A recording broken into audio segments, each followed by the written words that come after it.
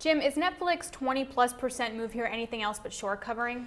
I think there's a little more to it, but I'm penning a piece for real money that just says, look, I'm willing to concede I can't predict what can happen here because there was a very big guide down, which then brought out a lot of shorts who were short at various prices when they felt the thing was falling apart, who apparently didn't cover. Right. Then they beat the guide down. Obviously, before the guide down, if you had seen these numbers, you would say, wow, the growth is really slowing. So you have a whole new group of people coming in and saying, you know what, the company's back. You have a whole nother group of people just saying, listen, it's all smoke and mirrors because the main issue was content costs. But then he pretty much addressed the fact that they've got enough money, they've got a war chest. He clearly is a very smart man. He reversed himself on what was a mistake.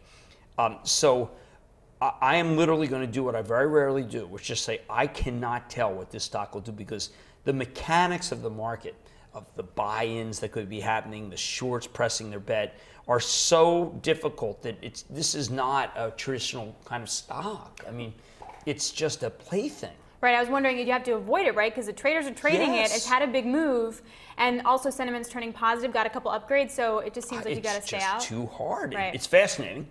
The conference call was really a must-read. It's kind of riveting at one point when he's talking about how he's got original programming coming, and it's going to be binge TV. He's going to run all 16 episodes at once, and I'm an admirer of his because he defied a lot of skeptics. But my problem now is that everyone's wise to his model. So if you have content, you're going to try to heist them. Right. In the old days, he was just sending you a check. You were so thrilled.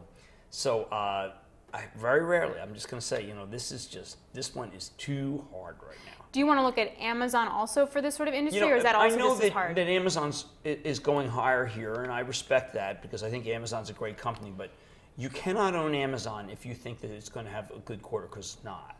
They told you they weren't, and I think that Jeff Bezos, it's entirely possible that they beat expectations, and I want to own Amazon, but I can't trade it. I mean, I just think Amazon is one of those things. Like I always like to say, look, you can own a tech, you can own Amazon. At one point, we Google not doing that right now. You can own Apple, but Amazon is a company that you could argue is like Netflix. They guided very low, and then they can beat it. Apple guided very low, and then can beat it.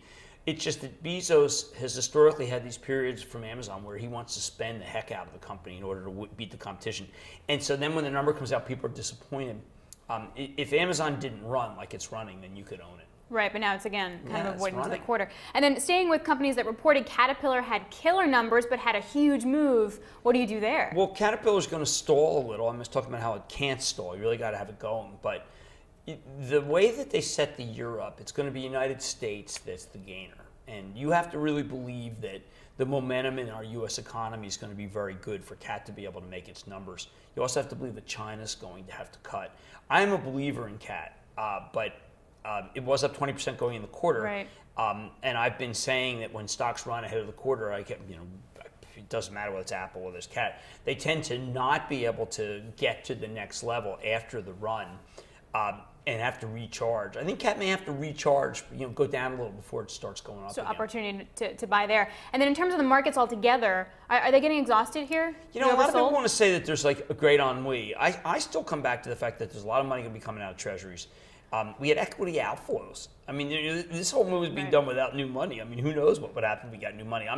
I'm sanguine on the market. I think it's a decent market, and there's a lot of areas that are working. I'm reluctant to leave it, and we have cash for action alert, and my goal is to buy, not sell. All right, thanks, Jim. I appreciate it.